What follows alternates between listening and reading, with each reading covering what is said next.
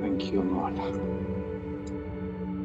Thank you, Jesus. Okay, let's open our Bibles today to the book of Mark, chapter 8.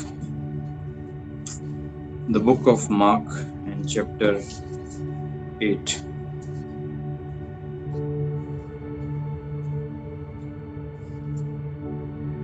And we'll read these two verses.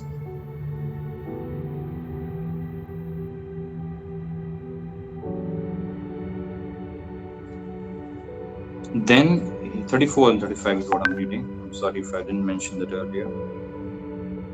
It's a beautiful narrative that the Lord has spoke in your Bibles. If you're using a red letter Bible, which means the words of the Lord Jesus Christ are in red, you will find most of it, 95% of what I'm reading would be in red, which means the words of the Lord Jesus Christ.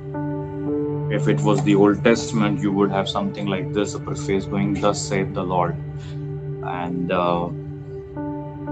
it is the word of the Lord indeed. It says here, "Then he called the crowd to him, along with his disciples, and said," uh, interesting in the sense because you already are aware that the Lord Jesus Christ had his own 12 people in a group called the Apostles. Amongst them also there was this inner circle of about three of them, which is Peter, James, and John. So what we are referring here is the 12 disciples. But then it says here that this time around he called the crowd. Then he called the crowd to him along with his disciples. Usually you will find Jesus actually calling his 12 disciples to him and then giving them an important piece of lesson, giving them the key of the kingdom of God, teaching them something which was very, very significant. But this time around, he's actually calling the crowd along with the disciples, which means it applies to both of them, and both of them need to understand and respond to what he's saying. Then he called the crowd to him along with his disciples and said, "If anyone would come after me, he must deny himself and take up his cross and follow me. For whoever wants to save his life will lose it, but whoever loses his life for me and for the gospel will save it." Of course, it goes further into a lot of other things, um, especially what good is it for a man to gain the whole world yet forfeit his soul? Or what can a man give in exchange for his soul? And on and on. A lot of other things, a lot of interesting, important things.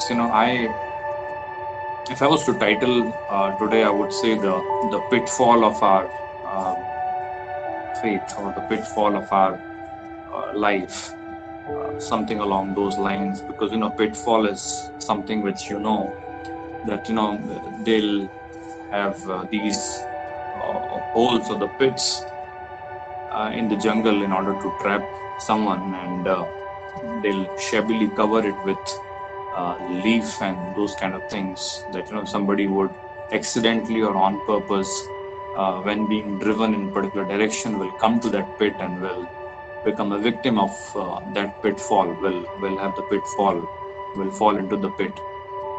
And this is what I would say, that this is what I'm trying to kind of arrive at, the pitfall. Or rather, in the other words, if I want to put it, I would say, the area of caution, or something along those lines. But this is what the Lord Jesus Christ is saying here.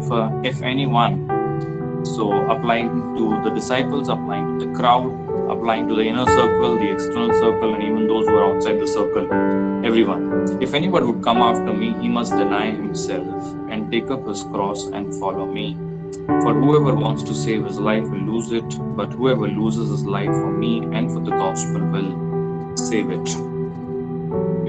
One important thing that we all need to understand, that we read in the scripture,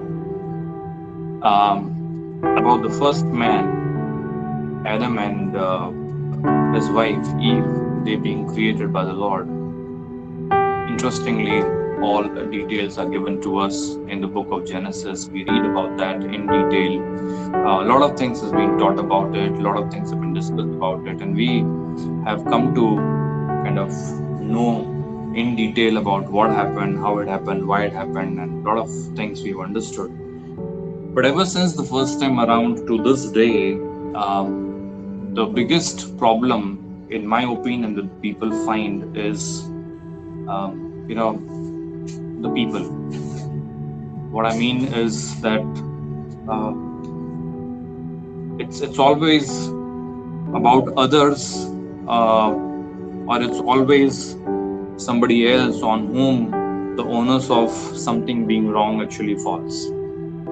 What I mean by that is that the problem that people have is, somebody else, something else.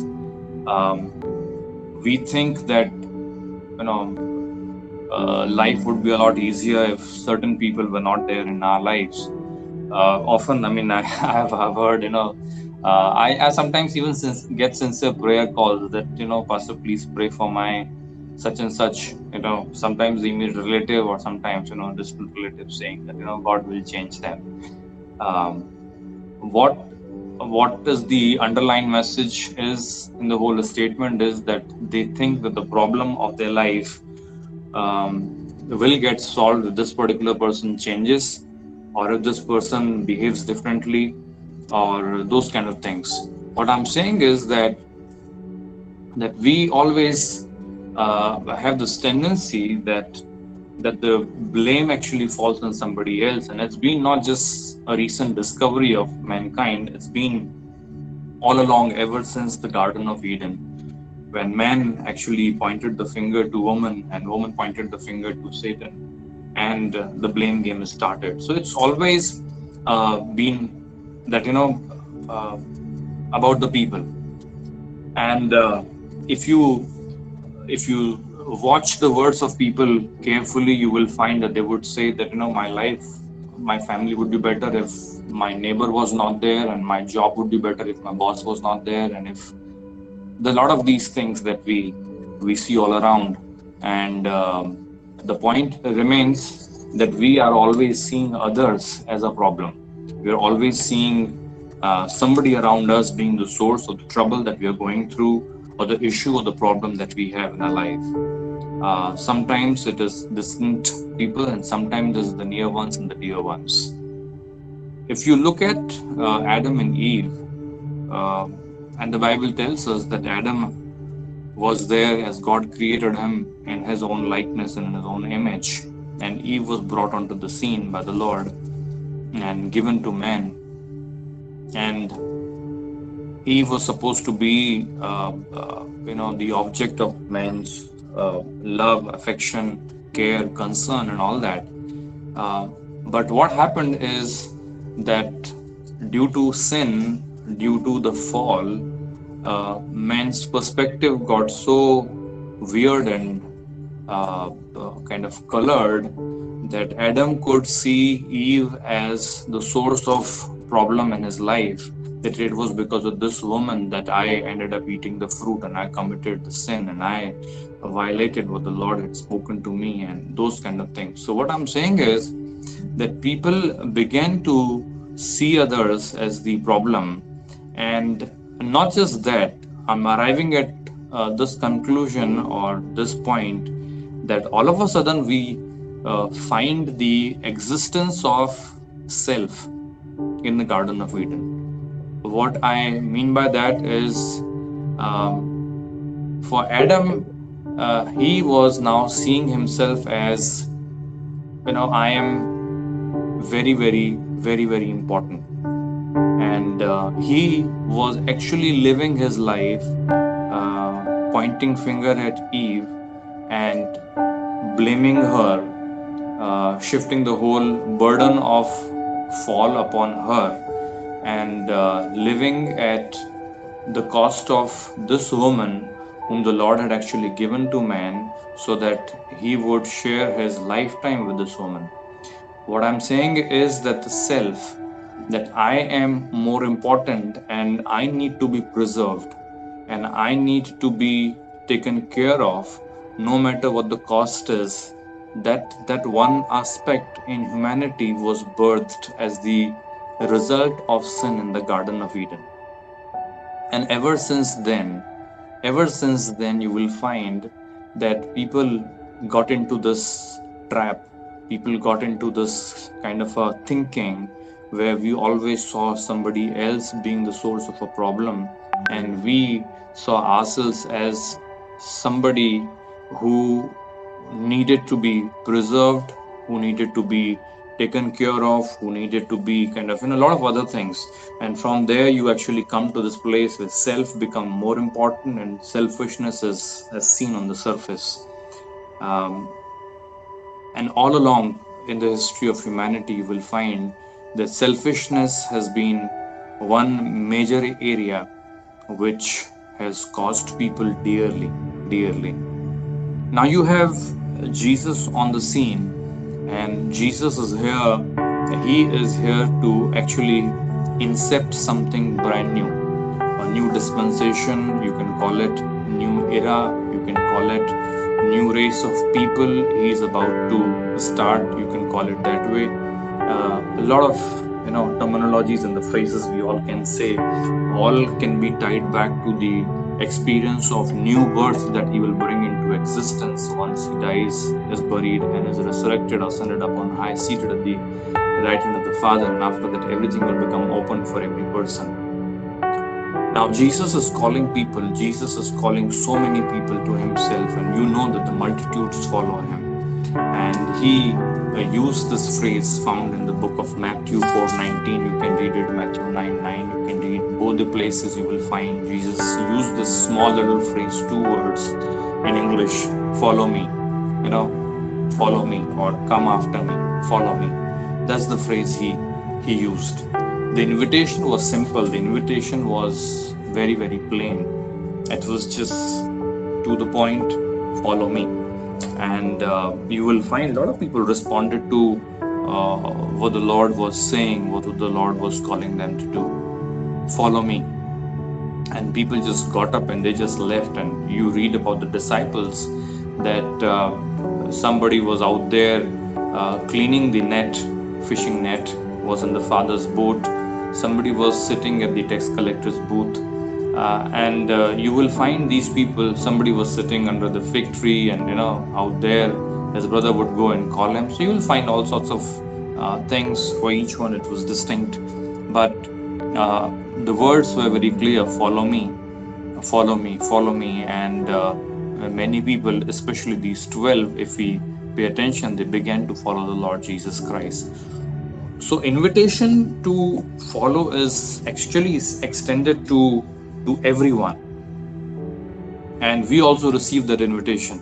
To each one of us, we have received that invitation loud and clear, Jesus saying to us that follow me. But the point is that uh, it's a lot deeper, it's a lot grave, and it's a lot serious commitment to which the Lord is actually calling us. And I know that in current context, Christianity looks a little different, but I'm sure it's changing in certain places. It's already changed in certain places. It's changing.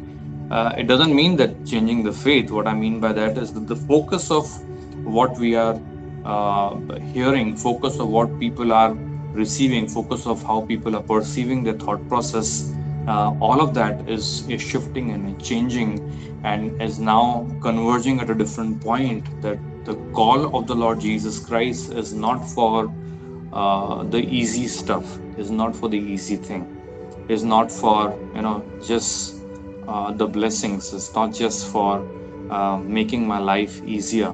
It's not just for I'll get this and I'll get that. Because if we make that the focus, then probably self is being uh, emphasized and is being promoted.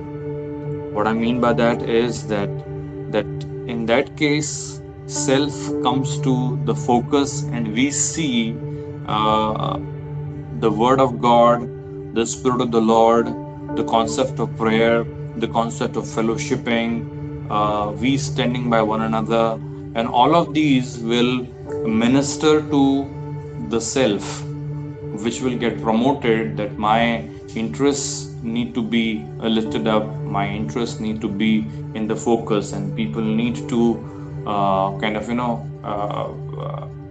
bring in inputs to that, and my this and that will be seen and uplifted. I mean, all that is not what the Lord is saying, because here, if you read the Word of God, He is actually saying something beautiful. It says here, and He called the crowd to Him along with His disciples and said, if anyone would come after me, he must deny himself, take up his cross, and follow me. So, follow me, He said, that's great. But then He brings a little, PS to it, post the script, what we write in the letters, PS. I have this verse actually, a good design painted on my in my office on the side. It's kept there. People wonder looking at that and sometimes reading it. How can a man deny himself? That itself is kind of a little mind-boggling statement. We in Christianity, we have read it so many times that we don't even think about it. Deny himself, deny himself. What does it mean? I mean, but somebody who doesn't know the Lord, hasn't even read a thing in the scripture, would read it and would be baffled by this statement that must deny himself. What does that mean? Deny himself. And what do you say to yourself? No. What does it mean? But that's where the Christianity is, because the word which is used actually here, which means lose sight of one's self and own interest. Deny himself. The word deny, which is aparnomai, which means lose sight of one's self and own interest. Think about this thing. Lose sight of one's own self and own interest.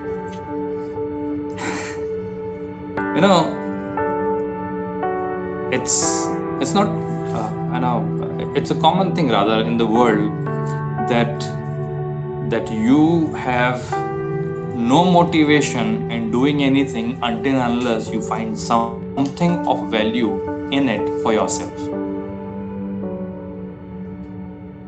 People would not do anything until and unless there is, this phrase is common to all of us, ROI, return on investment. What is it there for me? What do I derive out of it? If I do this, if I go there, if I engage in this, if I spend my time and the energy in this, if I spend certain hours of my life in this, what am I getting out of it? That's what I'm talking about. I remember some time ago on the Mother's Day, there was a video that was floating around, and it was, some of you might have seen it. It was showing that there is a job interview, online job interview being conducted, and the interviewer is actually talking to the people and saying, that you would have to actually work sometimes 8 hours, 12 hours, sometimes even 24 hours. You would have to be standing most of the time. Somebody's asking then, would I get a lunch break? They said, yeah, you may get a lunch break, but in case somebody who's helping you out is willing to, that is when you will get the lunch break. So there is no fixed timing for the lunch break, no fixed timing for going home, and this, that, blah, blah, blah. And then somebody, those were some 10-20 interviews compiled together as a clip, and then somebody says, what do I get out of it? What is my salary? So then the interview says that there is no salary. You get no money for this. Somebody is actually baffled, saying that, is it really even a valid job position? And they said, yeah, it is. There are so many people who are employed in this. And then he turns around and says, it's the job of a mother.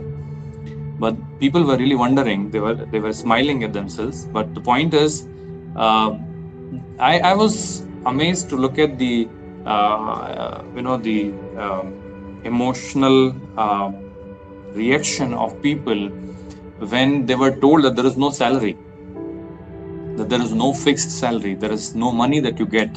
You might be working for such a long hours and putting in so much effort, but you don't get any salary. And that one particular thing is people really wonder, they laugh, they think, oh, it's all uh, just kind of a fun activity happening and there is no job interview. But I'm telling you, there's nothing gets people motivated except there is something that they find of value for themselves. Until unless there is a return, until unless there's some value for me in there for self, until unless there is some kind of a value proposition for me in it, people don't really get engaged into putting in or investing of time and the energy.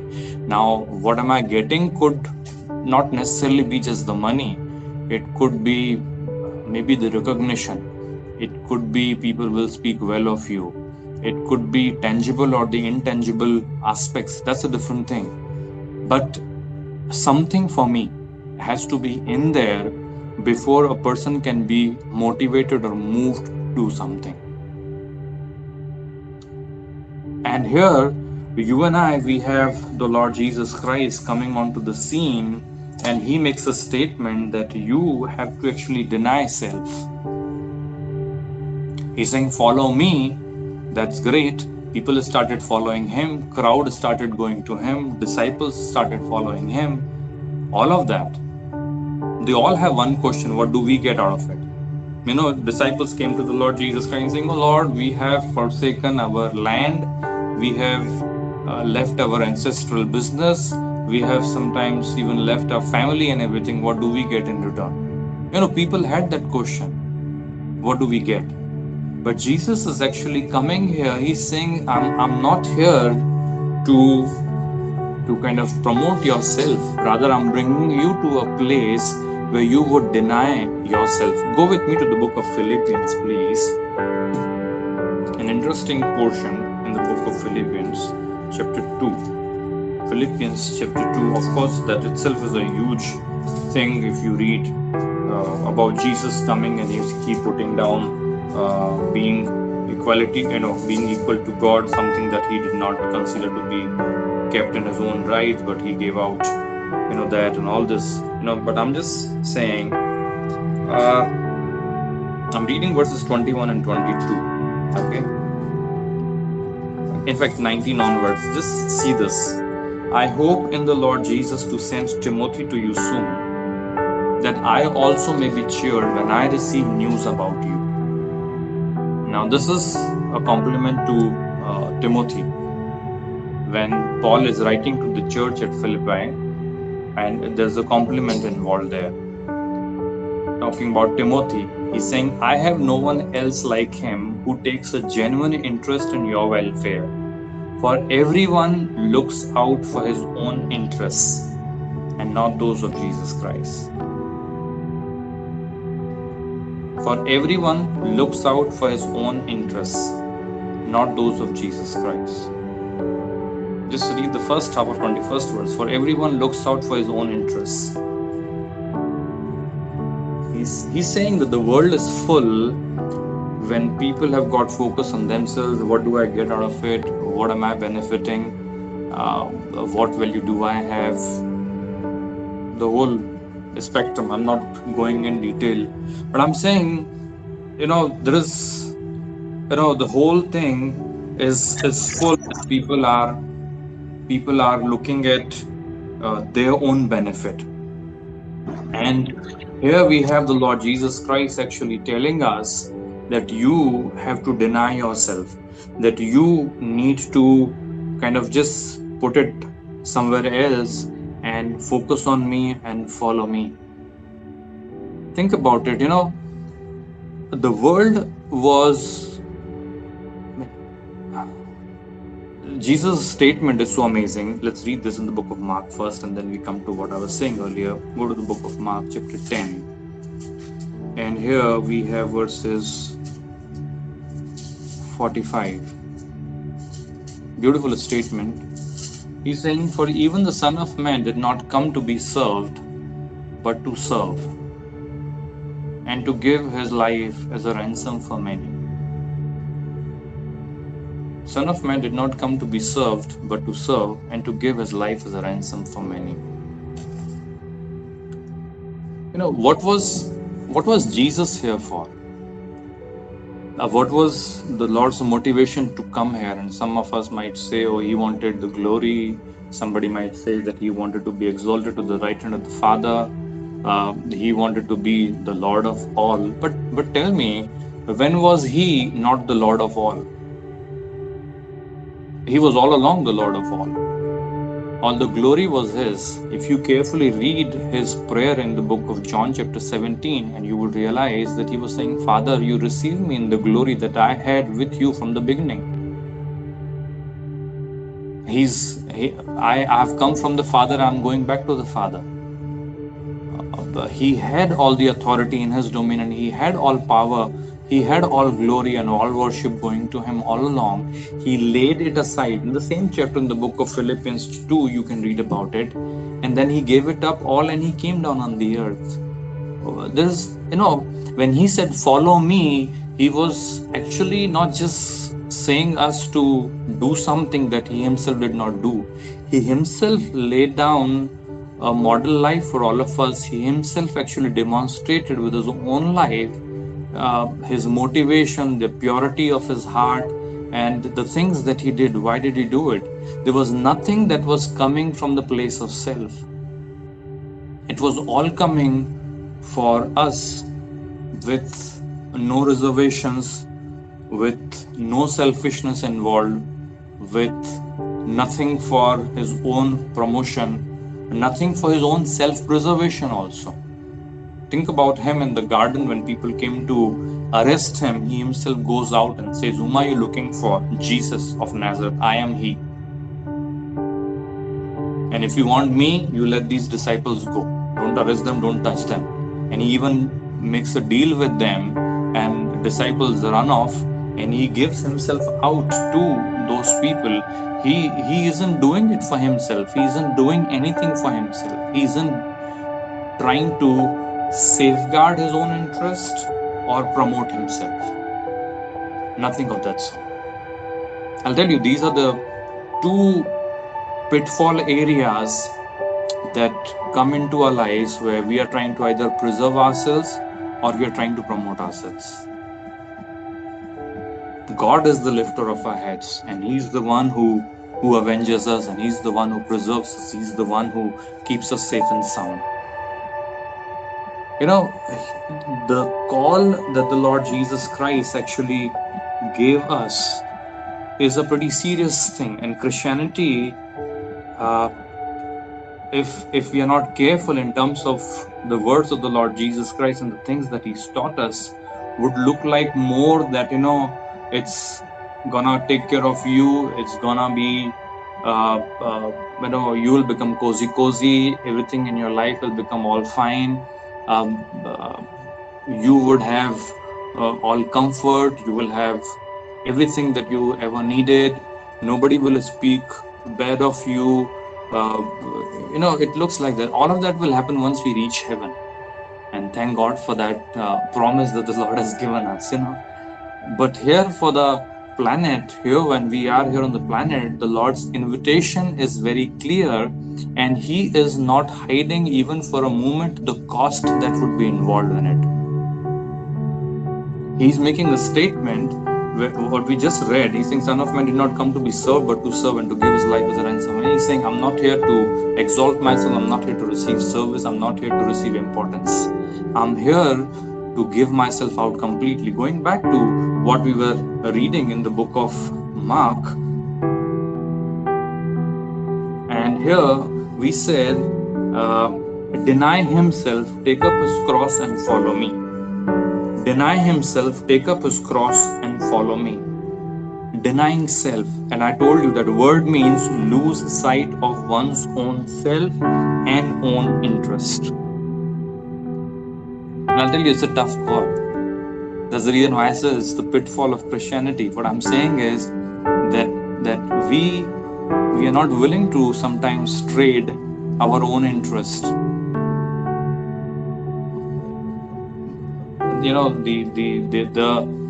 The benefit that I'll derive out of it, not willing to trade that, which is so sad, because Jesus said this is the kind of a cost that will be involved in we following him.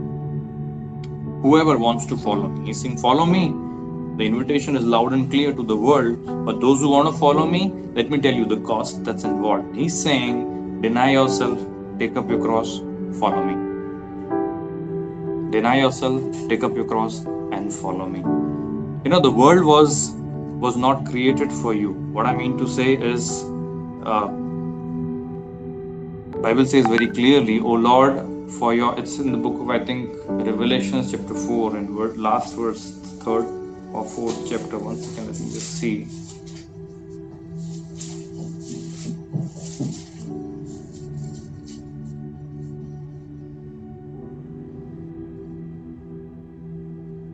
Yeah, it says, you are worthy, 11th verse, the 4th chapter, last verse, you are worthy. You are worthy, our Lord and God, to receive glory and honor and power, for you created all things, and by your will they were created and have their beings. In the KJV, if you know the NKJV, just give it to me.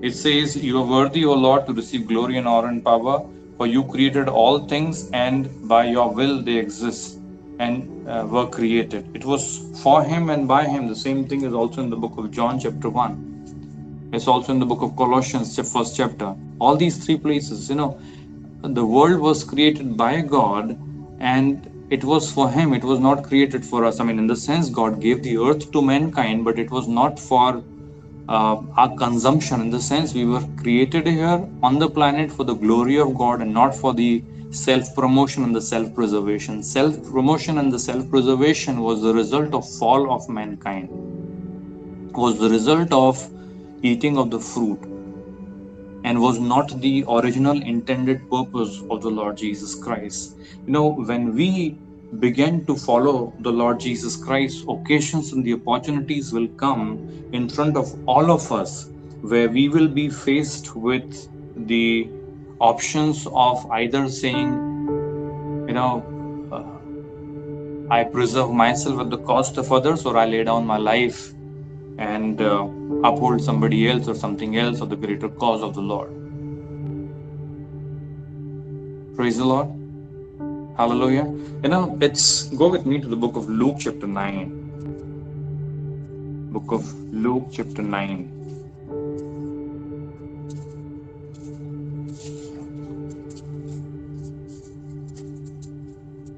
And this is 57 onwards.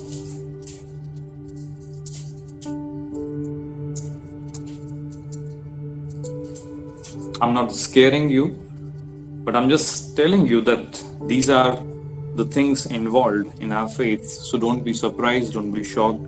Occasions will come, opportunities will come, but be ready to face them and overcome them. 57th verse. As they were walking along the road, a man said to him, I will follow you wherever you go. I will follow you wherever you go. Jesus replied, foxes have holes and birds of air have nests, but the Son of Man has no place to lay his head.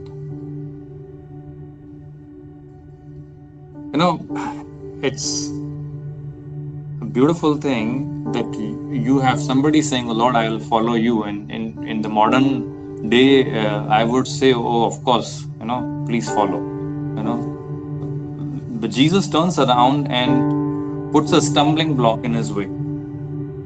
And the stumbling block is that, my boy, there's gonna be lifestyle challenges, and you wouldn't find everything rosy. You wouldn't find everything convenient. You wouldn't find everything so comfortable for you. Sometimes it might be challenging to your body. Sometimes you may have inconvenience. It doesn't mean that the Lord is calling us to the place of poverty. Forget about it. That's not what I'm saying. Bible says, blessings of the Lord maketh rich, and he adds no sorrow. So the Lord wants to bless us, and he fills our cups. He will meet our needs according to his glory and riches which are in Christ Jesus. So there's so much, but I'm not talking about that.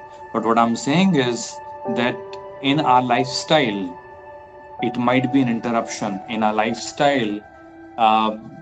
It might be kind of, we are not fitting in.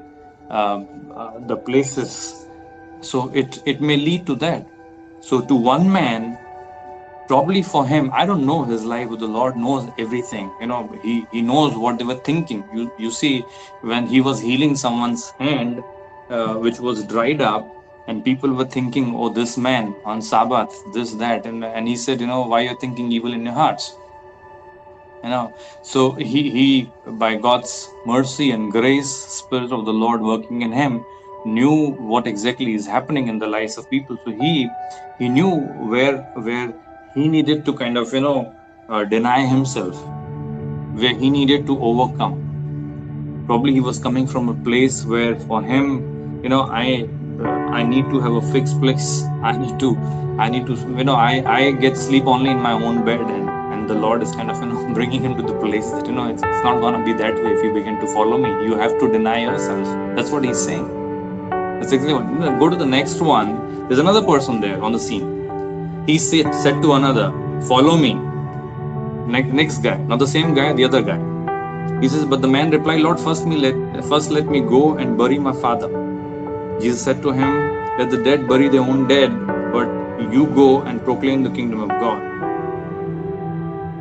This guy, he is in the emotional upheaval, and for him, the Lord is saying, you will have to deny maybe your the emotional aspect, and sometimes you may not feel like it, but you would have to still do it.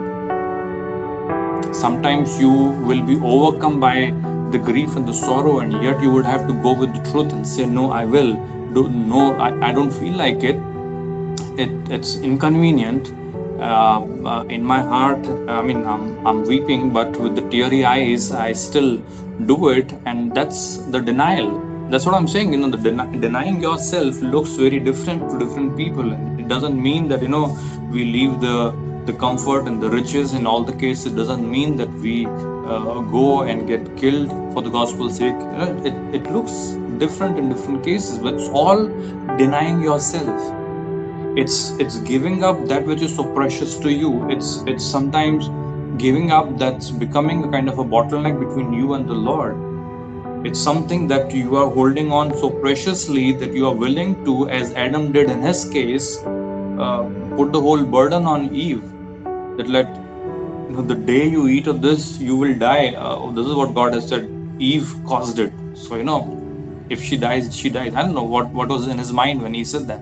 But so something which is so dear to you, you need to come to the place where you let go of that in your walk of faith, in your walk with the Lord. That's where the Lord is drawing you. Look at the third person. Still another said, I will follow you, Lord. 61st verse is what I'm reading. Still another said, I will follow you, Lord, but first let me go back and say goodbye to my family. Jesus said, no one who puts his hand onto the plow and looks back is fit for service in the kingdom of God. So you have another guy, and the third guy is tied up in his relationships and this and that and blah, blah, blah. And the Lord says, it's going to be abrupt for you. You may have to just abruptly just get going with me and don't look back. For him, maybe his immediate family members were so precious, and he thought, let me go and in a very systematic manner, let me call them all, throw a party, and give my valedictory speech, and then I'll follow the Lord. He said, no, it's just now or never.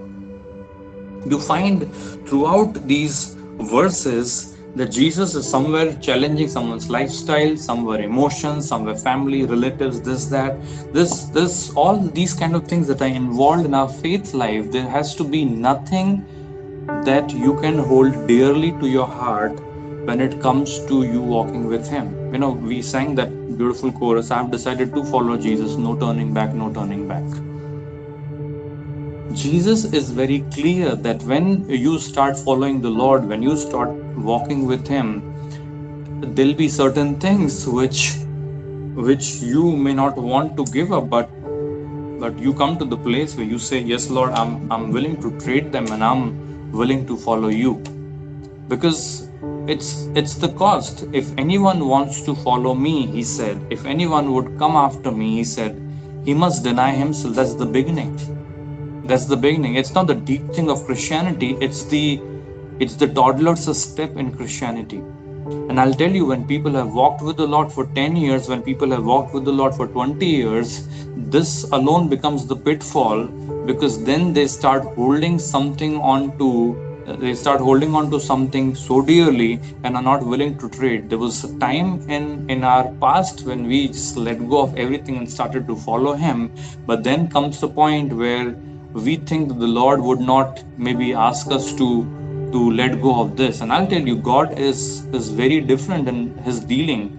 There was a time in Abraham's life when he said, "Leave your father's family and the land where you grew up and go to the place that I'll tell you." And he goes. He leaves everything. It's perfectly fine. But then also after 25 years, he has a son. Isaac is born, and a few years have again gone by. And then he says, "Okay, now take your son upon the mountain top and sacrifice him to me." So denying self is something which has to be consistent in our life, and it cannot be just today and now and then. I've overcome this test, and now rest of my life I can hold on to something dearly, and that's not how it works. That's exactly not how it works. The call of the Lord Jesus Christ remains consistent throughout for everyone. Just go with me to the 18th chapter in the book of Luke. I'm just reading another passage familiar for all of us, nothing new. But I'm saying, this is something the Lord has always demanded from His people. You have another fourth guy wanting to follow the Lord Jesus. He comes to the Lord. When Jesus, 22nd verse is what I'm reading. When Jesus heard this, He said to him, "You still lack one thing. Sell everything you have and give to the poor, and you will have treasures in the heaven. Then come follow me." And the Bible says he went away sad. Why? Because this guy could not trade his reputation in the society, his money, his comfort. I don't know what is actually becoming a thing which is dear in your own heart, in your own life. I don't know what it is, but the Lord is actually calling us to the place where we don't consider our own life important. We don't consider a thing important. We don't consider people, objects, things, reputation, whatever you call it, more important than the Lord. Nor do we see ourselves more important than anybody else. Remember Jesus telling that, when you go to a wedding or when you go to a function, don't look for the important seat for yourself. What was He saying? That some people will actually look at the important seat and sit down. Why? Because they thought, I am more important than all the people who are present in the function. Jesus said, no, just don't become too important in your own eyes, and don't give anything or anyone more important than the Lord in your life. This is where He's calling us, because without you denying yourself, we really can't be following Him all the days of our life. It's not a one-time exercise, it's everyday exercise. Take up His cross daily, deny Himself daily. That's part of the scripture. And these things will cause us to look sometimes funny in the eyes of the people. People might ridicule us. That's what the cross is: discomfort, death, dying to self, not reacting to what's happening, and those kind of things. All of that amalgamated into one capsule, which is what it is that we say no to self, no to selfishness, no to self-preservation, no to self-exaltation, and rather considering others better than ourselves and taking care of their interests more than ours, as the Bible says Timothy was when Paul was recommending Timothy to the Philippians church. That is part of a call. Otherwise, we may not realize, but it happens with people that Christianity, as I was telling you, and the prayer support and the fellowship and all of that becomes a way or a mean to serve our own needs, our own requirements, our own reputation, and all of that. And that's a deadly place to be in. That's a deadly place to be in.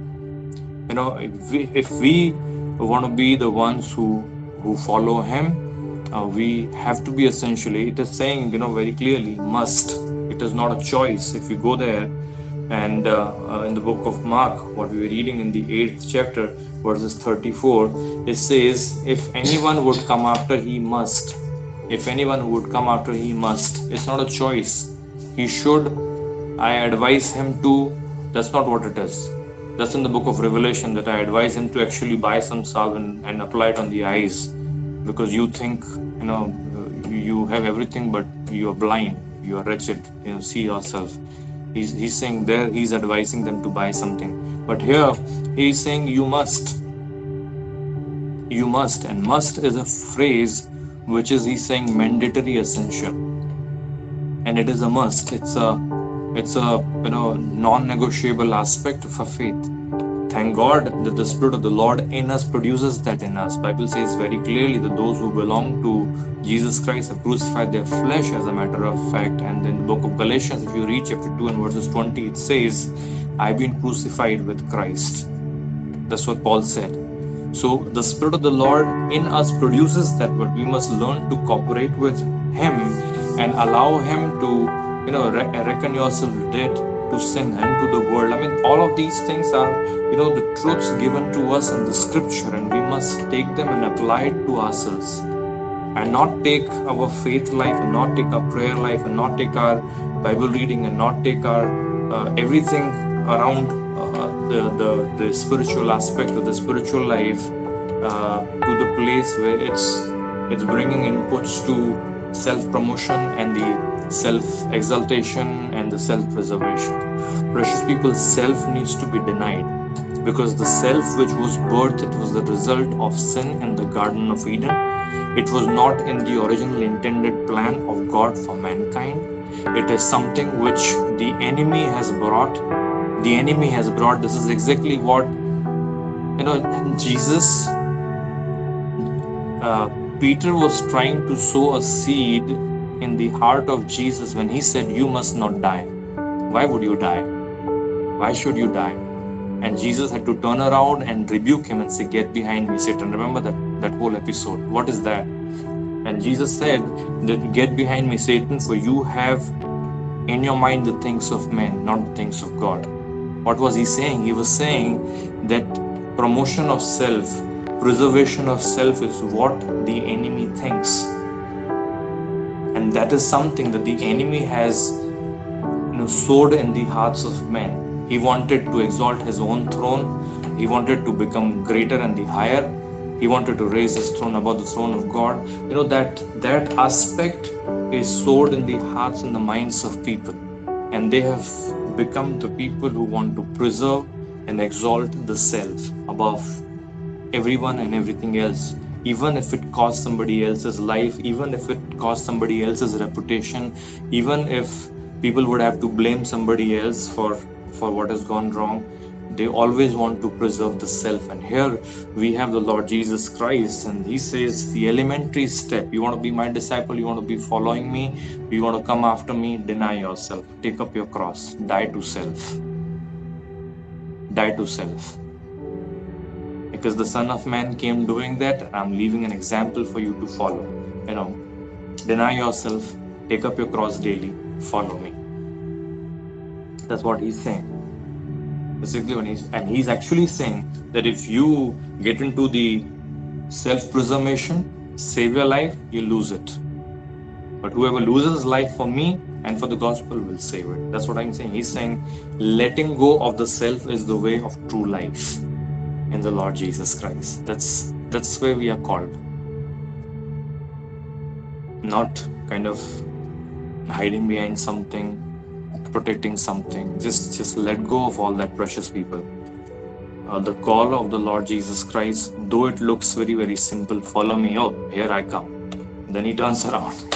He called the disciples and all the crowd to himself. They all started following him gladly. Why? Because I'm getting the bread, I'm getting the fishes, because I'm getting the sickness healed, because I'm getting the solutions to the problem. Everything is being worked out beautifully. There's a whole multitudes following him. He's saying, precious people, great, you followed me this far, but listen, if really are serious about it, make a choice. Deny yourself, take up your cross daily, follow me.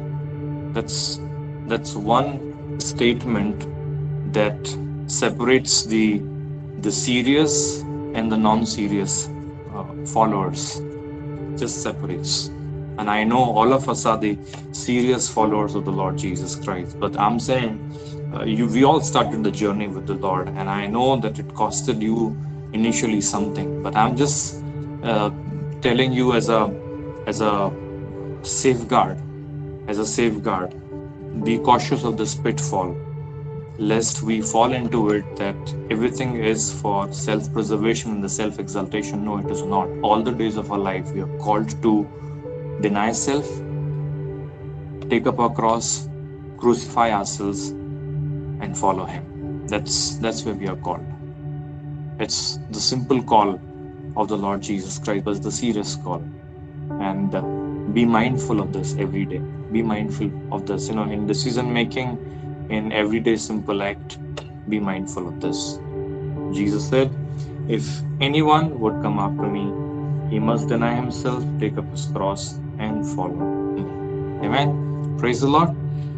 Yes, so to him be the praise, and of course, it's a good reminder for all of us uh, to take this word to heart and say, "Oh Lord, I will. I'm not getting to. I'll never get into the self-preservation. I will not try to see how I can raise myself up at the cost of others, but rather I would lay myself down, deny myself, and whatever I've been holding on to so dearly, I'm willing to trade that and let go. And I'm serious about following. Amen. Praise the Lord. So let's close our eyes. We'll just pray. Thank you, Lord.